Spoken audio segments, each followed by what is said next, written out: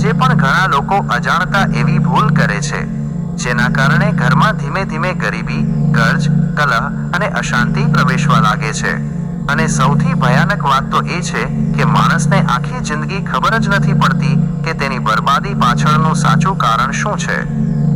કહેવાય છે, જ્યાં તુલસી માતા નારાજ થાય છે, ત્યાંથી માતા લક્ષ્મી પણ ધીમે ધીમે વિદાય લઈ લે છે. એક ગામમાં તો એવી ઘટના બની હતી કે એક માણસે માત્ર ખોટા સમયે તુલસીમાં જળ ચડાવ્યું અને પછી તેની આખી જિંદગી બદલાઈ ગઈ. પહેલા ખેતર બરબાદ થયું, પછી ઘરમાં બીમારીઓ શરૂ થઈ અને પછી એક દિવસ તો એવો આવ્યો કે રાત્રે તેના ઘરમાં અજાણી શક્તિઓના અવાજ આવવા લાગ્યા. ગામના વૃદ્ધો કહેતા હતા, તુલસી માતાના નિયમ તોડનારને દરિદ્રતા એકલા નથી આવતી, તેની સાથે દુઃખ, કલહ અને અશાંતિ પણ લાવે છે. નમસ્કાર પ્રિય દર્શકો, ભક્તિ સ્ટોરી ગુજરાતી ચેનલમાં આપ સૌનું હાર્દિક સ્વાગત છે. આજે અમે તમને એક એવી રહસ્યમય, ભાવનાત્મક અને આધ્યાત્મિક કથા સંભળાવવા જઈ રહ્યા છીએ, જે માત્ર એક વાર્તા નથી, પણ જીવન માટે ખૂબ મોટી શીખ છે. જો તમે પણ રોજ તુલસી માતાને જળ ચડાવો છો, તો આ વિડિયો અંત સુધી જરૂર જોતા રહેજો, કારણ કે આજની આ કથામાં અમે તમને એ 3 સમય વિશે જણાવીશું જ્યારે ભૂલથી પણ તુલસી માતાને જળ અર્પણ ન કરવું જોઈએ. આ વાત છે ઘણા વર્ષો પહેલા ગુજરાતના એક નાના અને હરિયાળા ગામની. તે ગામમાં અર્જુન નામનો એક ખેડૂત રહેતો હતો. અર્જુન ખૂબ જ મહેનતુ, સીધો અને ઈમાનદાર માણસ હતો. તે સવારે સૂર્ય ઉગે તે પહેલા ખેતરમાં પહોંચી જતો અને સાંજ સુધી મહેનત કરતો. ગામના લોકો તેની ખૂબ ઇજ્જત કરતા, પણ બહારથી શાંત દેખાતું તેનું જીવન અંદરથી ખૂબ ખાલી હતું, કારણ કે બાળપણમાં જ તેના માતા પિતા ભગવાનને પ્યારા થઈ ગયા હતા અને હવે આ દુનિયામાં તેનું પોતાનું કોઈ નહોતું. દિવસ દરમિયાન તો સમય પસાર થઈ જતો, પણ સાંજ પડતા જ તેનું ખાલી ઘર તેને અંદરથી તોડી નાખતું. ઘણી વખત તો તે રાત્રે એકલો બેસીને ભગવાનને પૂછતો, હે ભગવાન, શું મારા નસીબમાં આખી જિંદગી એકલતા જ લખી છે? એક દિવસ નજીકના ગામમાં મોટો મેળો લાગ્યો. આખું ગામ ખુશીમાં ડૂબી ગયું. બાળકો નવા કપડાં પહેરીને તૈયાર થયા. મહિલાઓ મેળાની ખરીદી વિશે વાતો કરતી હતી અને ગામના યુવકો ઢોલ નગારા સાથે ત્યાં જવા નીકળ્યા. અર્જુનનું મન તો જવાનું નહોતું, પણ ગામના લોકોએ ઘણી વિનંતી કરી. અરે અર્જુન, આખી જિંદગી ખેતરમાં જ પસાર કરી દેશે શું? થોડું જીવન પણ જીવી લે. આખરે અર્જુન તેમની સાથે મેળામાં ગયો. મેળામાં ચારે તરફ રોશની હતી, ગરમ જલેબીની સુગંધ આવતી હતી, ક્યાંક ભજન ચાલી રહ્યું હતું, તો ક્યાંક બાળકો રમકડા ખરીદી રહ્યા હતા. પણ આટલી ભીડ વચ્ચે પણ અર્જુનને પોતાનું એકલપણું વધુ અનુભવાતું હતું. તે થોડું ઘરનો સામાન અને થોડી મીઠાઈ લઈને રાત્રે ગામ તરફ પરત નીકળી પડ્યો. રાત ઘણી થઈ ગઈ હતી. આકાશમાં કાળા વાદળો છવાયેલા હતા. રસ્તા પર અજીબ સન્નાટો હતો. અર્જુન જ્યારે ઘરે પહોંચ્યો ત્યારે તેનું શરીર થાકથી તૂટી રહ્યું હતું. તેણે દરવાજો બંધ પણ ન કર્યો, માત્ર મીઠાઈ બાજુમાં મૂકી અને સીધો ચારપાઈ પર પડી ગયો. પરંતુ દર્શક મિત્રો, તે રાતે જે બનવાનું હતું તે પછી અર્જુનનું જીવન ક્યારેય પહેલું રહેવાનું નહોતું. અડધી રાતનો સમય હતો. ચારે તરફ ડરામણું સન્નાટું છવાયેલું હતું. માત્ર ઝીંગુરોના અવાજો સંભળાતા હતા. ત્યારે અચાનક અર્જુનની આંખ ખુલી ગઈ. તેને લાગ્યું જાણે ઘરમાં કોઈ ચાલી રહ્યું હોય. પહેલા તો તેણે વિચાર્યું કદાચ સપનું હશે, પરંતુ થોડા જ પળોમાં ફરી અવાજ આવ્યો. આ વખતે અવાજ એકદમ નજીકથી આવ્યો હતો. અર્જુનનો શ્વાસ અટકી ગયો. તે ધીમે ધીમે આંખ ખોલે છે અને સામે જે દૃશ્ય જુએ છે તે જોઈને તેનું આખું શરીર કંપી ઉઠે છે, કારણ કે તેના ઘરના અંદર એક અજાણી યુવતી બેઠી હતી. અને સૌથી ડરાવની વાત તો એ હતી કે તે યુવતી તેની લાવેલી મીઠાઈ ખાઈ રહી હતી. અર્જુનને લાગ્યું કે આ કોઈ પ્રેતાત્મા છે. તેના હાથ પગ ઠંડા પડી ગયા અને તે મનમાં હનુમાન ચાલીસા બોલવા લાગ્યો. ત્યારે અચાનક તે યુવતી ધીમા અવાજમાં બોલી, ડરશો નહીં, હું કોઈ ભૂત નથી. તેનો અવાજ સાંભળીને અર્જુન થોડો શાંત થયો.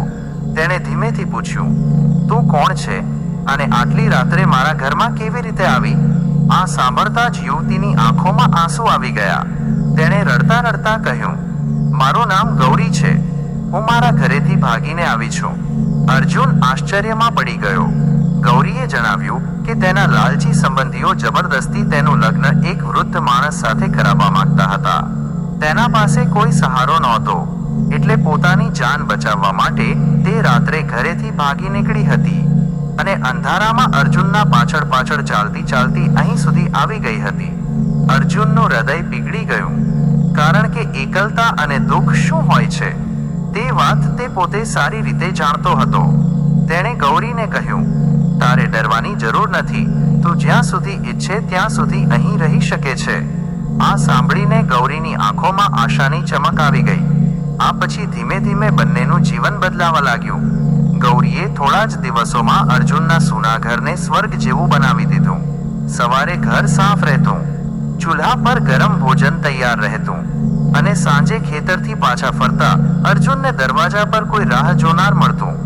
ધીરે ધીરે બંને વચ્ચે વિશ્વાસ વધ્યો અને પછી આ વિશ્વાસ પ્રેમમાં બદલાઈ ગયો. થોડા સમય પછી બંનેએ ગામના મંદિરમાં ભગવાનને સાક્ષી માનીને લગ્ન કરી લીધા. લગ્ન પછી થોડા મહિના સુધી તેમનું જીવન ખૂબ ખુશીમાં પસાર થયું. પણ કહેવાય છે ને, જ્યારે જીવનમાં ખૂબ સુખ આવે ત્યારે ઘણી વખત ખરાબ સમય પણ નજીક જ હોય છે. ધીમે ધીમે તેમના ઘરમાં મુશ્કેલીઓ શરૂ થઈ. ખેતરની ઊભી ફસલો સુકાઈ જવા લાગી, ઘરમાં પૈસા ટકતા નહોતા, બીમારીઓ વધવા લાગી અને ઘરમાંથી સુખ શાંતિ ગાયબ થવા લાગી. અર્જુન દિવસ રાત મહેનત કરતો, પણ ગરીબી ઓછા થવાનું નામ જ લેતી નહોતી. અંતે તેણે ભગવાનની શરણ લેવાનું નક્કી કર્યું. તેણે પોતાના આંગણામાં તુલસી માતાનો સુંદર છોડ લગાવ્યો અને રોજ સવારે સાંજે પૂજા શરૂ કરી. તે શ્રદ્ધાથી તુલસી માતાને જળ ચડાવતો અને પ્રાર્થના કરતો, હે માતા, મારા ઘરમાં ફરીથી સુખ અને બરકત લાવી દો. પણ દર્શક મિત્રો, સૌથી આશ્ચર્યની વાત તો એ હતી કે જેટલી વધુ ભક્તિ વધતી ગઈ એટલી જ ગરીબી પણ વધતી ગઈ. અર્જુનને સમજાતું નહોતું કે આખરે ભૂલ ક્યાં થઈ રહી છે. એક દિવસ ગામમાં એક વૃદ્ધ સાધુ આવ્યા. ગામના બધા લોકો તેમના દર્શન કરવા ગયા. અર્જુન અને ગૌરી પણ તેમની પાસે પહોંચ્યા. અર્જુને રડતા રડતા પોતાની આખી વાત સાધુને કહી. સાધુએ શાંતિથી બધું સાંભળ્યું અને પછી એક સવાલ પૂછ્યો, બેટા, તું તુલસી માતાને જળ કયા સમયે ચડાવે છે? અર્જુને નિર્દોષ ભાવથી જવાબ આપ્યો, મહારાજ, ક્યારેક સવારે, ક્યારેક સાંજે, અને જો સમય ન મળે તો રાત્રે પણ ચડાવી દઉં છું. રવિવારે પણ હું ખાસ પૂજા કરું છું. આ સાંભળતા જ સાધુના ચહેરા પર ગંભીરતા આવી ગઈ. તેમણે ઊંડી શ્વાસ લીધી અને કહ્યું, બેટા, આજ તારી બધી મુશ્કેલીઓનું સૌથી મોટું કારણ છે. અર્જુન અને ગૌરી આશ્ચર્યમાં પડી ગયા. સાધુએ સમજાવ્યું, તુલસી કોઈ સામાન્ય છોડ નથી, તે માતા લક્ષ્મીનું સ્વરૂપ છે અને શાસ્ત્રોમાં તુલસી માતાની પૂજાના કેટલાક નિયમ જણાવવામાં આવ્યા છે. 3 સમય એવા છે જ્યારે ભૂલથી પણ તુલસીમાં જળ અર્પણ ન કરવું જોઈએ. 1. પહેલો સમય સૂર્યાસ્ત પછી, કારણ કે સાંજ પછી તુલસી માતાનો વિશ્રામ સમય માનવામાં આવે છે. 2. બીજો સમય મધરાત અથવા અંધારાનો સમય. 3. ત્રીજો દિવસ રવિવાર. શાસ્ત્રો અનુસાર રવિવારે તુલસી માતા ભગવાન વિષ્ણુ માટે ઉપવાસ કરે છે. આ દિવસે જળ ચડાવવાથી તેમનું વ્રત ભંગ થાય છે. આ સાંભળીને અર્જુનની આંખોમાં આંસુ આવી ગયા. તે સમજી ગયો કે અજાણતા થયેલી ભૂલના કારણે જ તેના ઘરમાં દુઃખ આવ્યું હતું. આગલા દિવસથી તેણે નિયમ બદલી નાખ્યો. હવે તે માત્ર સવારમાં સ્નાન કરીને જ તુલસી માતાને જળ ચડાવતો, સાંજે માત્ર ઘીનો દીવો કરતો અને રવિવારે તુલસી માતાને સ્પર્શ પણ નહોતો કરતો. અને દર્શક મિત્રો, ધીમે ધીમે તેમના જીવનમાં બદલાવ આવવા લાગ્યો. ખેતરની સુકાઈ ગયેલી જમીન ફરી હરિયાળી બની, ઘરમાં પૈસા ટકવા લાગ્યા, બીમારીઓ દૂર થવા લાગી અને ઘરમાં ફરીથી સુખ શાંતિ આવી ગઈ. ત્યારે અર્જુન અને ગૌરીને સમજાયું કે ભક્તિ માત્ર ભાવનાથી નહીં પણ સાચા નિયમોથી પૂર્ણ થાય છે. તેથી દર્શક મિત્રો, જો તમે પણ તુલસી માતાની પૂજા કરો છો તો હંમેશા આ 3 વાતોનું ધ્યાન રાખજો. સૂર્યાસ્ત પછી, રાત્રે અને રવિવારે ભૂલથી પણ તુલસી માતાને જળ અર્પણ ન કરશો. બોલો પ્રેમથી. રાધે રાધે.